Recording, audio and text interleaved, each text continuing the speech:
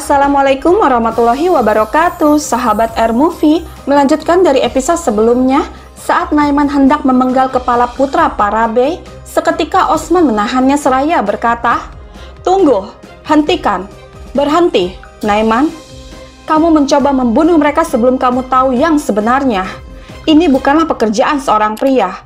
Lahir oleh pedang, mati oleh pedang. Tapi hanya Allah yang tahu siapa yang akan membayar harganya." Mendengar itu Naiman berkata, "Osman, orang yang melampaui batas tidak akan hidup lama."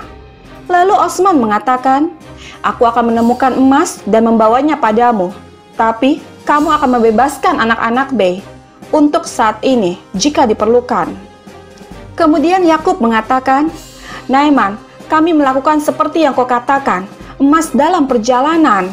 Chandar juga mengatakan, "Sesuatu pasti telah terjadi padanya. Kami akan menemukannya dan membawanya kepadamu. Selamatkan hidup anak-anak kami."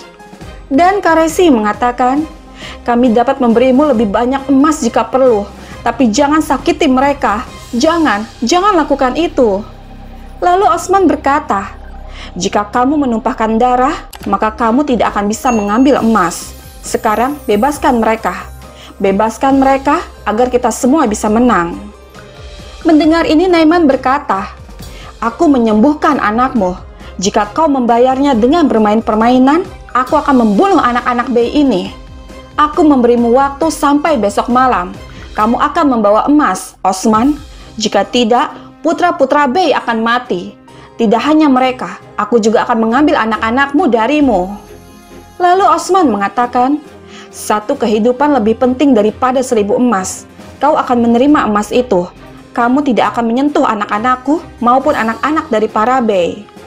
Lalu Naiman berkata, "Aku menepati janjiku, tidak seperti kamu. Tidak ada emas, tidak ada anak. Ini kata terakhirku untukmu." Kemudian Naiman memerintahkan nokersnya untuk membawa putra-putra itu sebagai tawanan, dan mereka pun pergi meninggalkan Sogod. Sementara itu, pertarungan masih berlanjut antara Turgut dan Olof. Dengan sekuat tenaga, mereka terus berjuang melawan para musuh. Sahabat kita beralih lagi ke Sogod. Osman berkata, "Jangan khawatir, aku akan membawa putra-putra kalian kembali kepada kalian dengan selamat dan sehat. Jangan khawatir, jaga agar hati kalian tetap lega, merasa amanlah untuk saat ini." Namun saat Osman hendak pergi, seketika Yakub menghentikannya seraya berkata, "Osman Bey, berhenti. Apakah kamu akan pergi sebelum menjawab kami?" Lalu Osman berkata, "Katakan padaku, Yakub Bey." Kemudian Yakub mengatakan, "Jika sesuatu yang buruk terjadi pada anakku, aku bersumpah, pertama kamu, selanjutnya orang-orangmu akan menjadi..." Lalu Osman mengatakan, "Lanjutkan, katakan selebihnya, agar tidak ada perbedaan antara kamu dan orang kafir yang baru saja pergi." Namun Yakub hanya terdiam. Lalu Chandar bertanya, "Osman Bey, apakah kau memiliki emasnya?"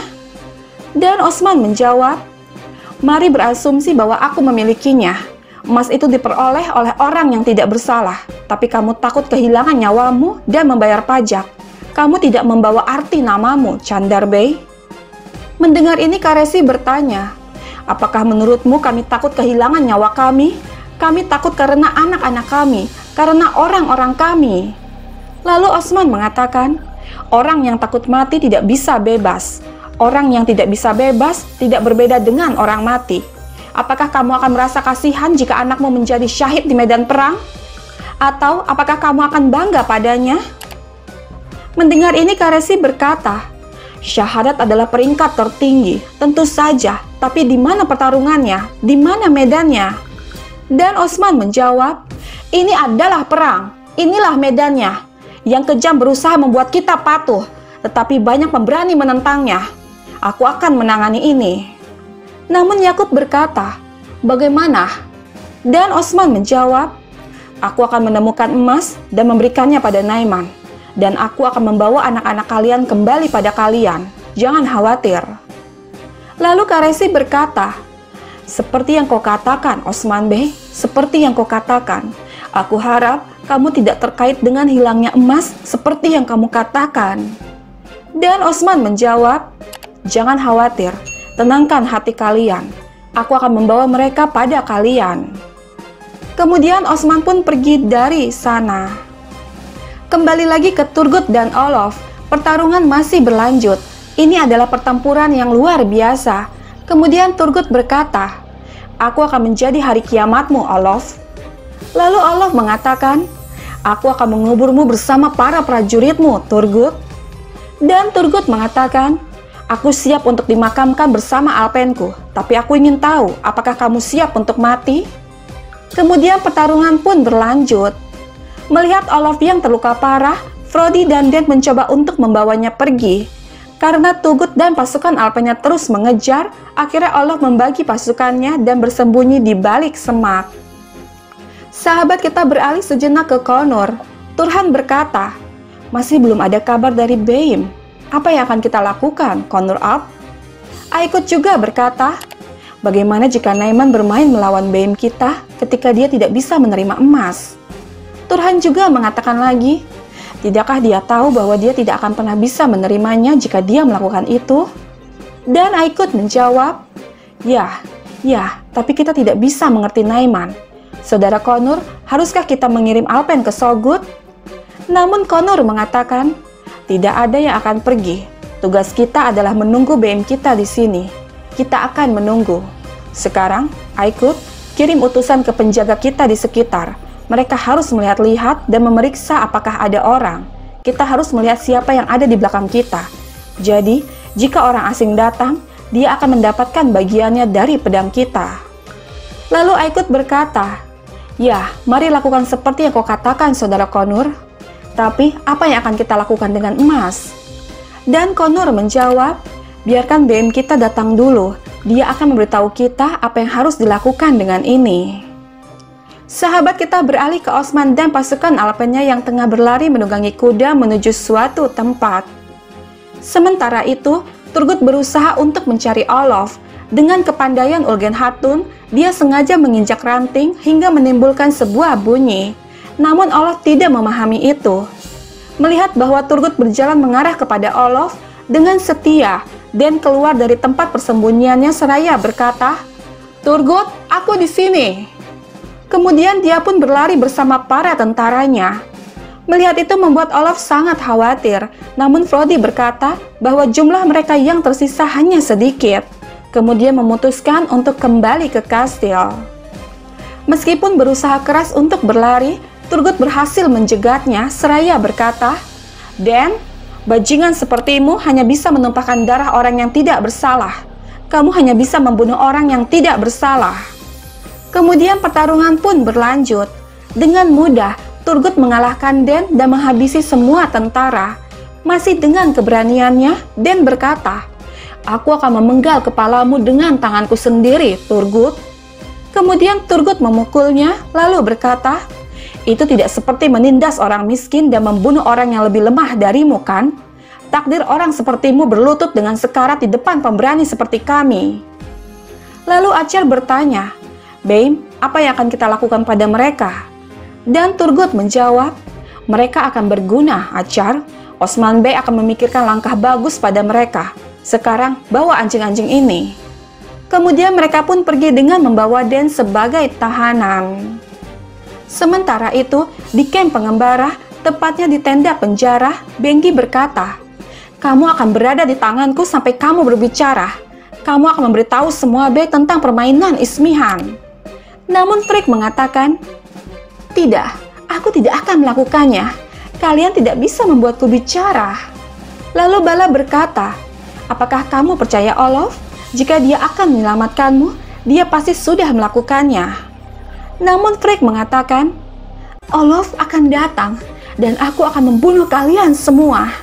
Seketika Bengki menamparnya lalu berkata, "Aku tahu bagaimana membuatmu berbicara." Melihat itu Bala mengatakan, "Kita membutuhkan lidahnya untuk saat ini, Bengki Hatun." Lalu Frik berkata, "Aku akan mengirimmu juga kepada saudaramu." Mendengar ini membuat Bengki sangat kesal dan hendak membunuhnya. Namun seketika Bala menahannya dan melarang Bengi memasuki tenda itu lagi. Sahabat, di sini kita diperlihatkan kilas balik saat Bengi berbicara pada Alcicek. Aku tidak tahu harus berbuat apa, putriku. Jika aku tahu ini akan terjadi, aku tidak akan pernah melakukan ini. Sekarang, karena kamu tidak akan bisa meraih orang yang kamu cintai. Aku tidak bisa membungkam Frigg. Sekarang, jika Frigg berbicara, Osman Bey akan mengetahui segalanya. Aku, Esma, dan Ismihan. Mendengar ini, Alcicek bertanya, "Ibu, apa yang kau bicarakan?" Lalu Bengi mengatakan, "Aku menjebak Frigg agar kamu tidak kesal denganku, dan karena kamu menginginkannya. Tapi aku melakukan tipuan. Aku memberitahu Frigg tentang jebakan itu. Dia tahu tentang itu.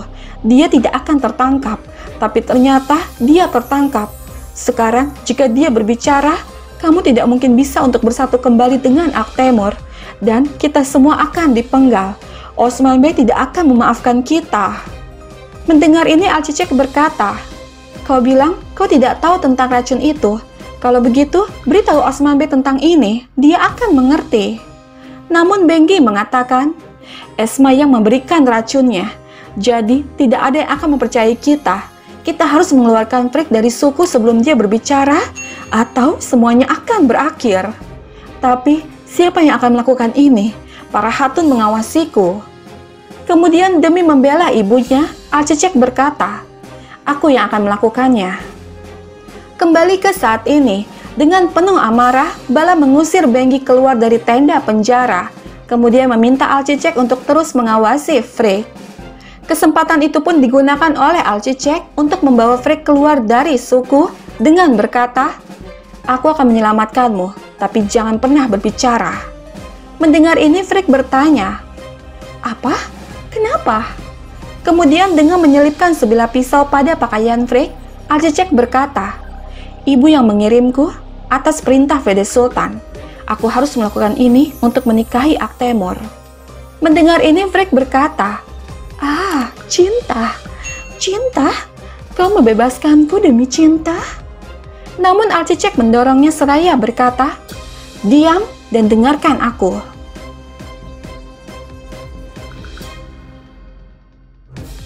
Sahabat, bergabunglah terus bersama kami untuk mengetahui kisah selanjutnya.